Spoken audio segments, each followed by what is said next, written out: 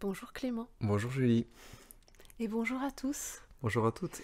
Bienvenue pour ce nouveau podcast vidéo dans lequel nous allons Répondre à... répondre à une question majeure, c'est pourquoi faisons-nous ces podcasts? Une question qui nous a déjà été posée. Oui, C'est pour cela qu'on a décidé d'y répondre en vidéo, dans une vidéo assez courte. oui. Voilà. Alors, d'où est parti ce projet de podcast? On peut peut-être partir du début. Oui, Qui est en réalité que moi-même, j'ai toujours eu un goût particulier pour la radio. mm, Et j'aime écouter la radio. Je l'écoutais beaucoup plus par le passé. Et j'ai toujours eu envie de participer à une émission de radio ou d'avoir ma propre émission de radio. J'ai eu l'opportunité à plusieurs reprises d'être invitée dans des émissions et j'ai toujours trouvé ça assez fascinant. L'expression par la voix. Sans l'addition, disons sans la distraction de l'image. Et il m'est venu un jour, alors que je venais de te rencontrer, où je te connaissais depuis assez peu de temps, mhm. nous avions commencé une collaboration musicale, donc autour de la voix aussi. Et tu avais mis l'accent sur la voix, sur ma voix, en attirant mon attention sur ma voix. Et m'est venue l'idée d'une émission de radio. Et j'ai pensé immédiatement à toi comme une évidence, finalement. Donc je t'ai proposé, comme ça, pourquoi ne pas faire des podcasts? Les sujets n'étant pas vraiment déterminés quand je t'en ai parlé. Oui, il J'avais y en pas avait pas. forcément reçu cette information-là, en tout cas. Et ben, toi, tu as accueilli cette proposition très naturellement et très vite, finalement, on a su de quoi on avait envie de parler. Oui, parce que ça faisait écho à un désir que j'avais depuis un moment de réaliser des vidéos, euh, justement pour retransmettre ce que moi j'avais reçu 2-3 années auparavant. Et jamais je trouvais l'élan ni le courage en fait de passer à l'action.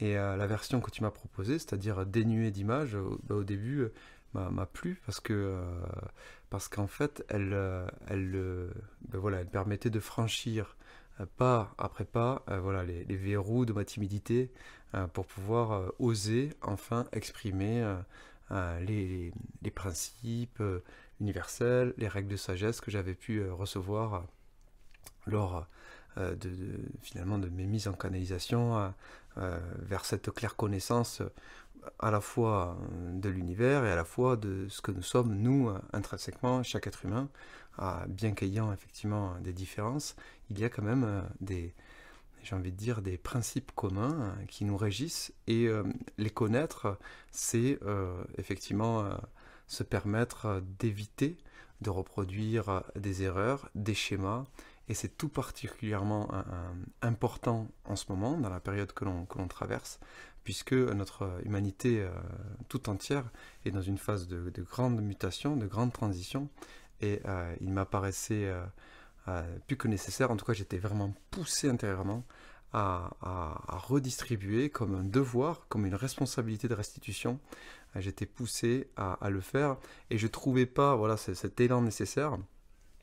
Et à travers cette proposition que tu m'as faite, j'ai trouvé ça voilà, comme une évidence, une opportunité incroyable, à la fois de me donner le courage et aussi de me donner voilà, cet espace qui a été celui du podcast Mhm. et de l'oralité, puisque c'est aussi, euh, en plus de l'écriture et du chant, pour moi un médium voilà, que j'affectionne et qui m'est assez naturel de d'être au monde en fait. Mhm. Voilà. Alors c'est vrai que moi, au départ, je me voyais bien intervieweuse.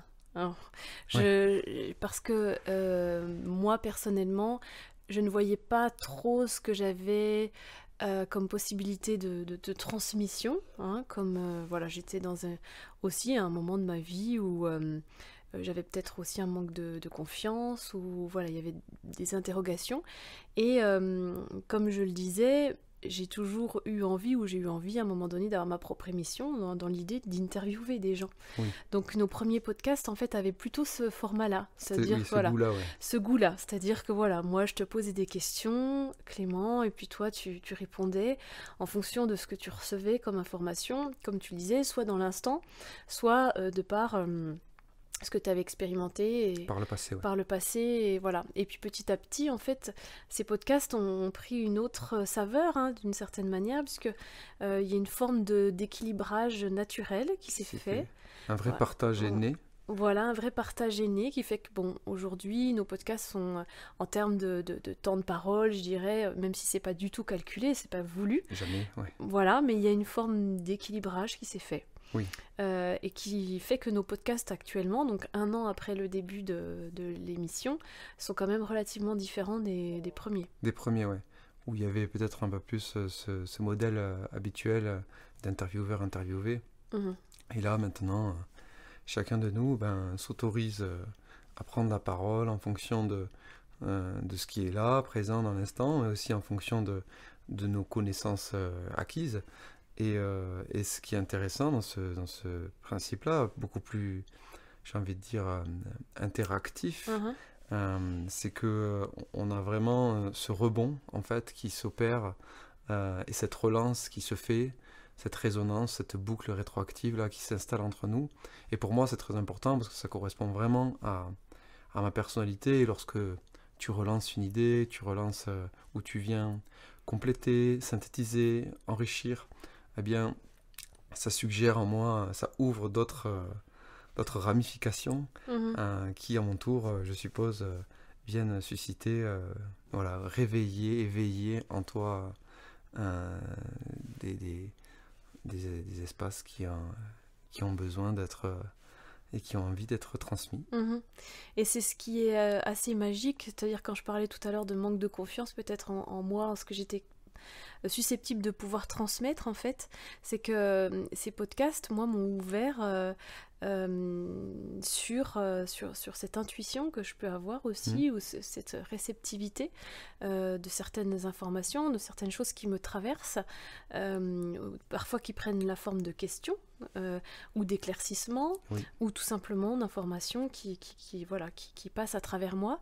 Et j'avais absolument pas conscience de cela avant de travailler sur ces podcasts avec toi, avant d'ouvrir cette porte-là.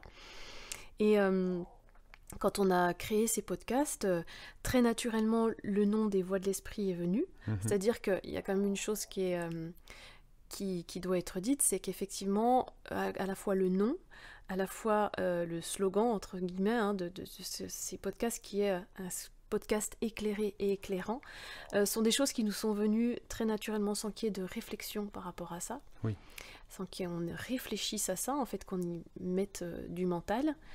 Et aujourd'hui, 1 an après, ce podcast éclairé et éclairant, j'en prends toute la mesure, dans le sens où cet éclairage n'est pas un éclairage qui vient de notre part mentale, c'est-à-dire qu'on ne se positionne pas en tant que sachant, ayant une plus grande expérience ou ayant une plus grande connaissance, mais en fait étant tout simplement connecté à une source d'informations qui nous parvient au-delà de ce qui... Au-delà de nos personnalités. De nos personnalités, voilà. C'est la conscience, on va dire, qui est là et qui, à travers nous, à travers nos échanges, s'installe et puis se reflète à travers nos propos sur un sujet qu'effectivement on a choisi et qu'on a au préalable déterminé. Et l'intention, c'est toujours de dépasser les clivages. C'est aussi ça qui nous conduit à faire ces podcasts, c'est de pouvoir permettre à chacun de sortir du bourbier de la dualité, de cette idée d'être pour, contre, aussi de pouvoir donner un sens à la vie, qui ne soit pas un sens horizontal, c'est-à-dire quelque chose où il y aurait une direction à prendre, quelque chose à faire comme étant la chose la plus vertueuse ou la plus noble ou la meilleure qu'une autre, mais de se dire, voilà, est-ce qu'on peut regarder la pluralité de nos existences, la pluralité de nos expériences comme étant en fait neutre, et de ça, grandir en fait en conscience et en amour, surtout en amour, et sortir en fait, ce qui est l'enjeu de notre transition humaine, hein, sortir du mode de survie dans lequel on se trouve. Alors des fois on n'a pas le sentiment d'être en mode survie, hein, mais si on a bien y regardé, beaucoup des actions engendrées dans nos comportements répondent systématiquement à des peurs, répondent à un besoin de sécurité, répondent à une envie de se sécuriser, de se garantir, de se prémunir face à la vie. Et en fait, notre objectif, puisque c'est ce vers quoi nous tendons, c'est de permettre à chacun et chacune de converger vers davantage d'amour de soi, davantage de liberté. Et pour ça, eh bien, effectivement, il faut s'alléger, se départir de certaines croyances, de certains conditionnements, revenir à soi et éclairer ses propres schémas. Alors c'est la raison pour laquelle on aborde multiples sujets dans divers thèmes, qu'on s'appuie aussi sur des choses très, très quotidiennes, pour que chacun finalement puisse à un moment donné trouver écho et résonance avec nos propos et se dire ah tel, là je suis en train